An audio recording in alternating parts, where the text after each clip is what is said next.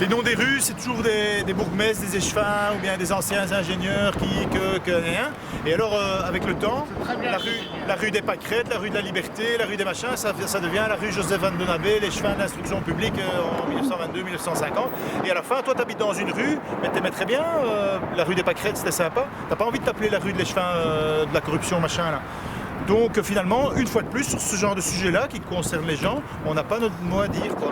Et donc, comme ce rond-point, les ronds-points gilets jaunes, c'est souvent à l'entrée des zonings ou des choses comme ça n'a pas de nom. Eh bien nous, avec beaucoup de vergogne, on décide de baptiser ce rond-point, le rond-point des gilets jaunes. Et au fait, je vois pas comment l'appeler autrement, parce qu'ici, c'est clairement le rond-point des gilets jaunes. Donc c'est tout à fait juste, c'est juste comme affaire. Donc nous baptisons officiellement ce rond-point, le rond-point des gilets jaunes. Alors on va les placarder, et on en a 3 comme ça. Eh bien, voyons, espérons que ça demeure, ça tienne. Si on repasse la fois prochaine et qu'il n'y ait plus, on le remettra. Et voilà, il y a toujours un petit rigolo en uniforme ou pas pour l'enlever, mais on est tenace.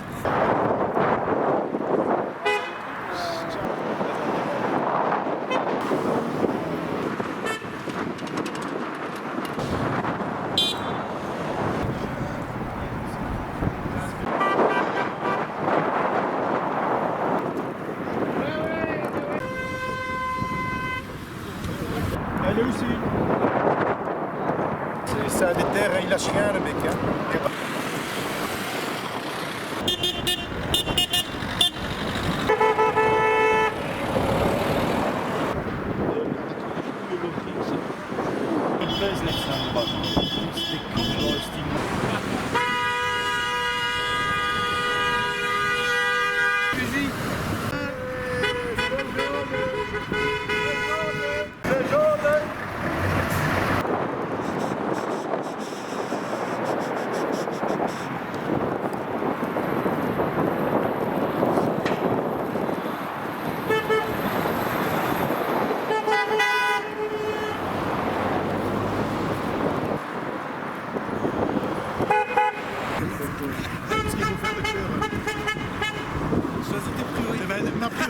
Ma priorité, hein, c'est quoi hein.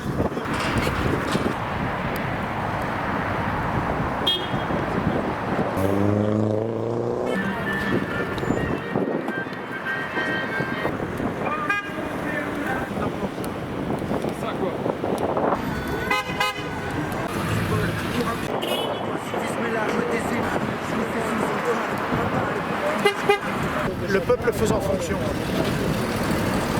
Tu dis simplement pourquoi tu es ici à Courcelles? Pourquoi je suis ici parce que alors, la première chose c'est pour les enfants, quoi. Mes enfants.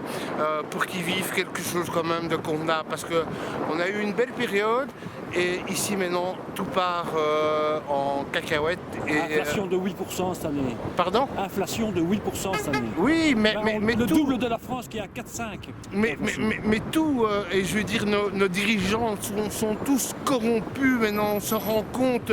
C'est invivable pour des gens comme nous qui sommes honnêtes, simples, qui voulons vivre gentiment avec nos enfants, profiter de la vie. C'est plus possible. Il n'y a plus de classe moyenne, quoi. Quand on voit que combien 500 millionnaires ont doublé leur fortune en 2 ans sur le Covid, par rapport au Covid, et que nous, on a diminué notre pouvoir d'achat, mais c'est terrible, quoi. Tout ce qu'on a acquis pendant des années, pendant que nos ancêtres se sont battus, tout part et on redescend vraiment dans une... enfin, il n'y a plus de classe moyenne, en fait.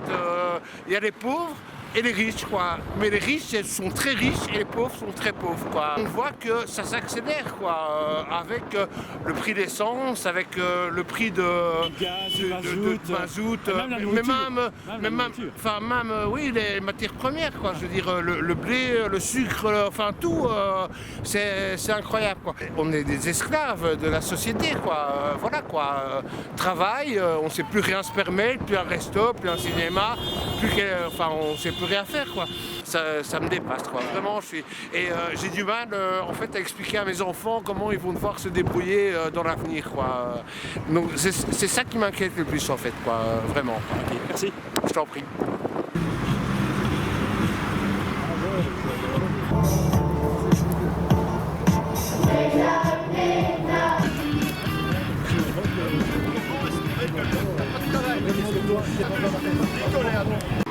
Quand tu veux, Dominique, tu peux nous dire pourquoi on est sur le rond-point ici à Courcelles?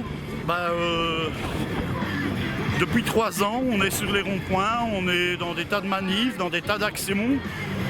Et toujours pour une même raison assez cartésienne, hein, c'est une demande de démocratie directe. Alors je rappelle pour mémoire qu'on est sorti sur la question du prix des carburants, c'est vrai, mais 2-3 jours après, on discutait déjà de toute autre chose. On sait le constat que certains ne savaient pas payer des frais de justice, dans des petites affaires parfois tout à fait banales, hein, style chien écrasé, hein, parce que ils ne pouvaient pas financer l'avocat. Beaucoup de travailleurs sont dans cette situation-là, des gars qui gagnent entre 1500 et 2000 euros par mois et qui se disent, on ne sait pas avoir recours à un avocat pro-déo, hein, donc on n'est pas dans les conditions pour faire appel à lui et donc on doit prendre un avocat qui demande des honoraires incroyables et donc on laisse tomber. Donc justice à 2 vitesses. Alors pour d'autres, ça ne fonctionne pas comme ça. Hein. Je parle de très très riches. Hein. Quand je vous parlerai des riches, ne pensez pas au gars qui a fait du taf, qui a monté son entreprise, qui a réussi. C'est pas ces gens-là qu'on vise. Hein. Ces gens-là, on dit chapeau les gars, hein. Bravo, merci. Non, nous on parle de gens qui sont issus de multinationales ou de grosses sociétés collectives qui gèrent notre eau, notre électricité et qui s'enrichissent et qui à un moment donné, quand ils sont pris la main dans le pot de bonbons, s'en sortent parce qu'ils font appel à la transaction pénale. Alors eux savent payer des sommes pour échapper à un procès, nous pas. Eh bien, justice à 2 vitesses, non, ça suffit. On a discuté de quoi d'autre? Des coûts de la santé. Il y a des gens qui doivent choisir de ne pas aller chez le médecin ou de ne pas avoir recours à l'hôpital ou de se faire opérer parce que ils ont une famille à charge et il faut mettre du pétrole du mazout dans la cuve pour chauffer la maison, il faut remplir le frigo, donc là on laisse tomber l'aspect santé. D'ailleurs, l'aspect santé, c'est aussi l'alimentation. Hein. Combien de gens n'achètent pas des produits de merde parce qu'ils ne savent pas accéder à des produits de qualité? Donc ça fait partie du même package, du même problème. Donc, santé à 2 vitesses. Et puis alors, si on continue de visiter ça, les boulots sont à 2 vitesses aussi. On a des boulots de merde. Et parfois même des gens qui sont diplômés doivent faire des boulots de merde parce qu'il n'y a rien d'autre sur le marché. Alors on a beau dire les métiers en pénurie, etc. Mais la sélection est tellement sévère, il y a parfois un poste à pourvoir pour 60 demandeurs. Donc il ne faut plus nous parler de oui mais l'emploi justifie qu'on mène telle ou telle politique. On comprend que là aussi il y a quelque chose à 2 vitesses qui joue. C'est tout le temps du 2 poids 2 mesures. Alors ça concerne la société en général. Pourquoi certaines personnes sont des citoyens de seconde zone ou de seconde catégorie selon leurs origines ou selon leur positionnement politique parfois. Donc là aussi on a une société qui est de plus en plus à 2 vitesses où il y a ceux qui tirent leur épingle du jeu et les autres pas. Et donc quand on passe tous ces filtres, et je pourrais vous citer d'autres exemples de choses qui fonctionnent à 2 vitesses, hein, il y en a plein, mais quand on passe tous ces filtres, on arrive dans une sorte d'entonnoir où le goulet se rétrécit, et là on se dit, finalement ce qui fait déficit, c'est la démocratie. Et donc nous demandons très vite, ce fut l'une de nos revendications premières, prioritaires, la démocratie directe, et pour que tout le monde l'entende bien, je vais le préciser, dans le cadre strict des droits humains. Parce qu'il y en a qui nous disent, oui, mais alors, il y a des farfelus qui vont sortir la peine de mort. Non, les gars. Dans le cadre strict des droits humains, des droits des minorités, qu'elles soient ethniques ou sexuelles, peu importe, ça c'est pas notre propos. On n'a pas envie de stigmatiser sur l'un ou sur l'autre. Dans le cadre strict des droits humains, de la démocratie directe, on va être consulté sur tous les grands sujets, les sujets régaliens, ceux qui font notre vie au quotidien, la question de la pension, de l'âge où on part, des conditions de travail qui font qu'on peut peut-être partir plus tôt dans certains métiers qui sont hyper pénibles, le montant de la pension qui doit être digne. En fait, démocratie directe pour la dignité pour tous. Et donc sur tous les sujets, l'état de nos routes, l'état de nos villages, l'état de nos campagnes, l'état de nos villes aussi, hein, la bétonisation constante, on supprime des parcs, des poumons verts dans les villes, pour faire pousser des bâtiments. Tous ces sujets-là nous concernent. Alors aux Gilets jaunes et aux autres, Moi je dis, on est à partisans.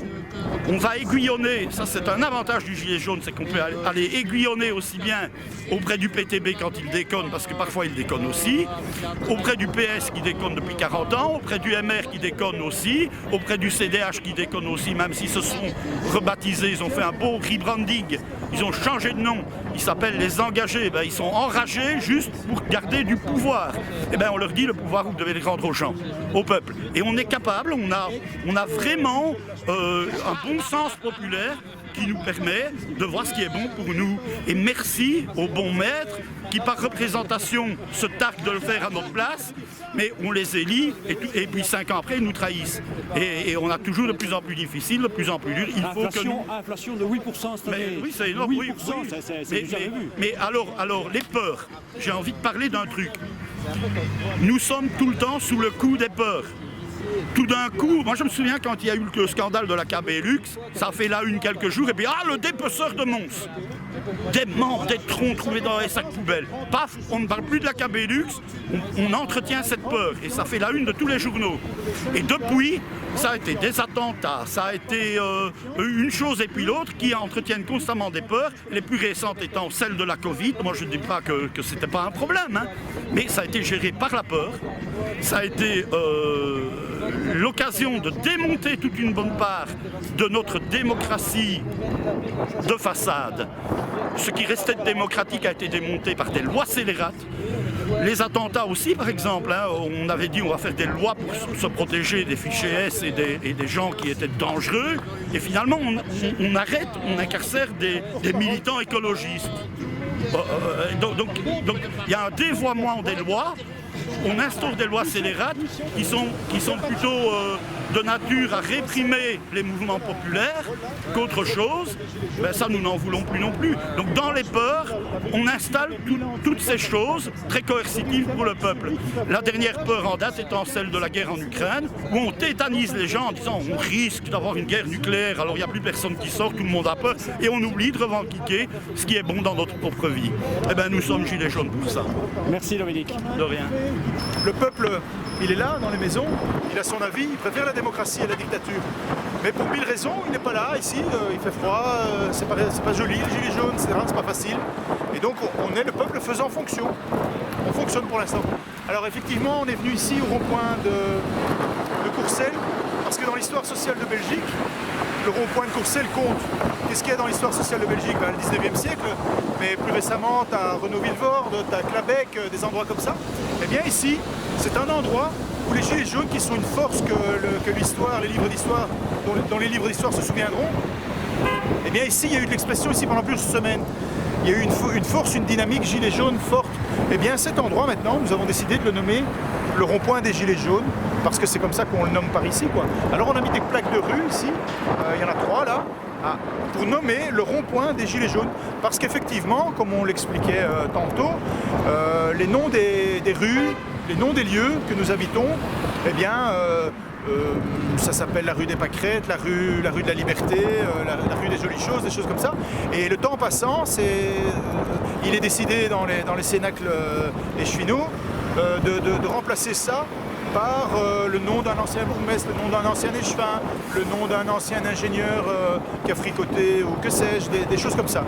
Eh bien, petit à petit, les gens se voient délestés de leur nom de lieu sans avoir aucune prise là-dessus. Tu habites dans une rue des Pâquerettes et en un coup, ça devient la rue Joseph Van den Abbé, l'échevin 1942, 1900... Voilà, non. Et donc, cet endroit-ci, nous, on a l'habitude de prendre des ronds-points comme ceci, et ce sont des lieux un peu inhospitaliers, à l'entrée de zoning, des choses comme ça. Eh bien, nous, on prend, il n'y a pas de problème. Eh bien, ces endroits n'ont pas de nom. Eh bien, nous en donnons un, et quoi de mieux ici que le rond-point des Gilets jaunes? Alors, le fait que Courcelles soit dans l'histoire sociale de la Belgique, c'est marqué là. Courcelles, capitale des Gilets jaunes. Et vous voyez qu'il y a de la dynamique là. Il y a... Alors le look, chacun son avis, mais Courcelles, capitale des Gilets jaunes, ça a du sens. Un sens que vous aimez, un sens que vous n'aimez pas, ça c'est à voir, mais ça a du sens. Et c'est ça qu'on est venu... Salut mec, on est venu insister là-dessus. Alors, salut mec. Pourquoi est-ce qu'on est là? Alors il y a toujours des gens qui diront, ouais, ça sert à rien. Ils n'ont pas tort. À 15h ici, on sera parti. Allez, 15h15, on est un peu traînard. Effectivement, ce ne sera pas le grand soir à 15h15. Pas plus que quand on fait une manif, pas plus que quand temps on fait une association de je ne sais quoi. Merci mec, c'est vraiment cool, merci à toi. Etc. Donc pourquoi est-ce qu'on est là? En réalité, parce que pour les citoyens, pour essayer d'obtenir quelque chose de plus, de mieux, de démocratique, eh bien, je vois pas grand-chose, moi. Je sais pas, on attend vainement que les médias ou les hommes politiques fassent le boulot, mais les décennies passent et ça n'arrive pas. Donc nous, on a pris notre destin en main, modestement sans doute, mais revenez avec nous, vous verrez que ce sera moins modeste. Et donc, les Gilets jaunes sont un outil magnifique à l'usage des citoyens pour essayer de progresser dans la démocratie. Et donc, qu'est-ce qu'on fait ici? Simplement rappeler ça, montrer du jaune, montrer aux gens qu'on existe, montrer aux policiers qu'on existe, montrer aux passants qu'on existe, montrer aux automobilistes qu'on existe, montrer aux médias qu'on existe, montrer aux citoyens qu'on existe. Cette touch existe. Rejoignez-nous. Venez aux Gilets jaunes. L'affaire est bien plus vivifiante quand vous êtes Gilets jaunes que quand vous ne l'êtes pas. Donc voilà, ceci sert à montrer que les Gilets jaunes existent, qu'ils sont là et que, réfléchissez les amis, dans ce qui vous a été donné de vivre, est-ce que vous avez vu passer devant vous quelque chose d'aussi possible pour améliorer votre sort que des dynamiques comme celle-ci? Syndicalisme? Pas sûr. Assez léthargique ces dernières décennies. Les hommes politiques, n'en parlons pas, les médias, bon, c'est quoi en penser? C'est pas un hasard s'il y a des médias citoyens comme vous qui y arrivez. La nature a horreur du vide, et pour l'instant les médias sont bien vides, et c'est pour ça que des gens comme vous naissent. Et donc voilà, ici on est là, pas pour tout cramer, pas pour, voilà, pour rappeler aux gens, voilà, un monsieur ici, voilà, bien sympathique ici, là, voilà, monsieur aussi, voilà, pour rappeler à ces gens-là que nous existons, et rejoignez-nous les amis, il y a du taf à faire. Merci à vous, merci beaucoup. On veut tout, le reste on le laisse aux gens de pouvoir.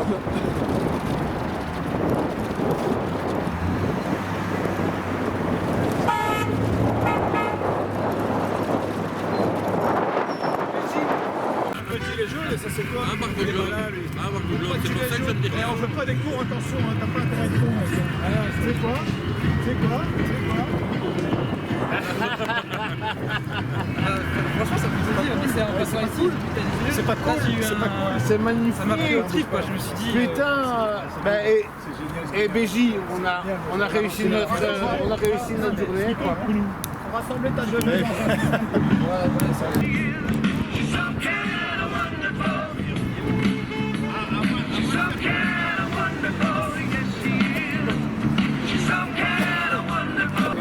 Et qui parle de pour avoir de la croissance ou avoir de la consommation? C'est comme ça que ça marche chez nous.